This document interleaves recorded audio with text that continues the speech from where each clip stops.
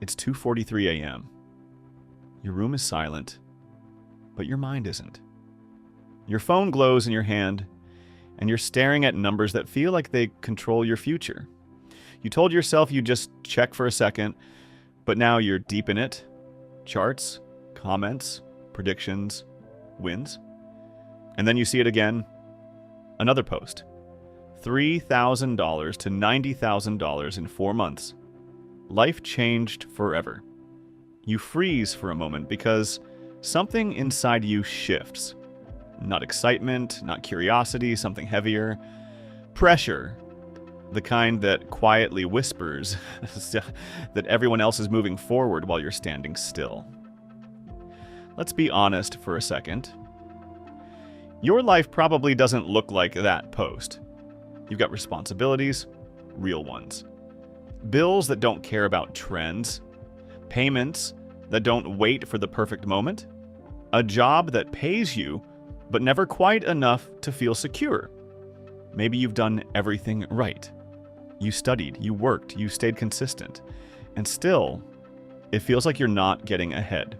So when you see people online skipping years of progress in just a few months, your brain doesn't just notice, it reacts. Because if it's real, then what exactly are you missing? Now imagine someone just like you. Let's call him Marcus. He's 29, has a stable job, thinks logically, doesn't take crazy risks. He's not chasing fantasy. He just wants a better life, a home, less stress, some level of financial comfort, normal goals, realistic goals. But Marcus lives in the same world you do. A world where comparison is constant and patience feels like falling behind when everyone else seems to be moving fast. One night, just like this, Marcus is on his phone. He sees success stories one after another. He sees confidence, certainty, simplicity. Nobody looks confused. Nobody looks stressed. Everyone looks like they've figured something out that he hasn't. And then he sees one line that changes everything. This is the biggest opportunity of our generation, so that sentence sticks. Because now it's not just an option, it feels like something he can't afford to ignore. So Marcus makes a decision. Not reckless, not extreme, just a step. He takes money he had saved for something real, something important, and moves it into something that promises more. At first, it feels empowering. He's no longer just working and saving, he's participating. He feels like he finally stepped into something bigger. Then something happens that hooks almost everyone. Like, it works, at least at first. The numbers go up, slowly, then faster. Marcus checks again, then again, then again, each time reinforcing the same belief that maybe this is how people actually get ahead. But something subtle changes. He's no longer thinking in years. He's thinking in moments, in spikes, in dips, in reactions. Without realizing it, a new habit forms. He wakes up and checks. During work, he checks. At dinner, he checks. Before sleep, he checks. Not because he has to, but because he feels like he should. Because what if something happens and he misses it? What started as investing slowly turns into constant monitoring, and monitoring quietly turns into emotional decision-making. Then one day, it drops. Not dramatically, just enough to feel uncomfortable. Marcus tells himself it's normal. Everyone says it's normal, even so he holds. Then it drops again. Now it's not just numbers, it's tension.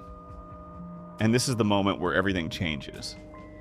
Marcus isn't thinking about strategy anymore. He's thinking about loss. And loss changes how you think. Losing money doesn't feel like the opposite of gaining it. It feels worse, much worse. So Marcus doesn't react logically, he reacts emotionally. He checks more, reads more, looks for reassurance. Anything that tells him everything will be fine. Because accepting that he might be wrong feels heavier than the loss itself. Now step back and look at the environment he's in. It's not neutral. It's designed to keep him engaged. Every notification, every update, every sudden spike or drop pulls him back in because attention has value. And the more attention he gives, the more he participates. And the more he participates, the more the system benefits, regardless of whether he wins or loses. There's a pattern most people don't notice. When things are quiet, nobody talks about it. When things rise, everyone talks about it. That's when people enter. Not early, not strategically, but emotionally. And when things fall, it goes quiet again. Because losses don't spread the way wins do. What happens next isn't dramatic. There's no instant collapse, just a slow decline, down, then a pause, then down again, and eventually Marcus faces a decision. Stay and hope, or leave and accept the loss. Neither feels good, so he waits. And waiting feels like control, but often it just extends the damage. But the real cost isn't just the money he loses, it's what that money represented. Time, effort, plans, opportunities, and more importantly, what it could have become if it had just been left alone to grow steadily. Because slow growth doesn't go viral. It doesn't look impressive, but it builds something real. At some point, Marcus realizes something uncomfortable. He wasn't investing, he was reacting to noise, to pressure, to the feeling that he was falling behind. And that realization changes everything, because now the problem isn't the market, it's the mindset. So he makes a shift, not a dramatic one, just a simple one. He stops chasing, he stops checking constantly, he stops reacting to every movement. Instead, he zooms out. He starts thinking in weeks instead of minutes, in years instead of days. And slowly, things start to feel different. Here's the truth that doesn't trend. There is no shortcut that replaces time.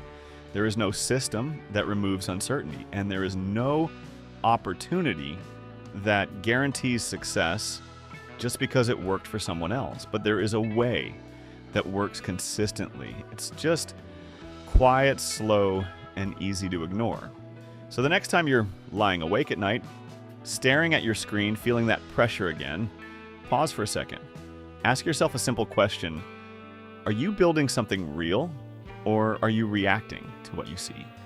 Because one leads to stability, and the other leads to stress.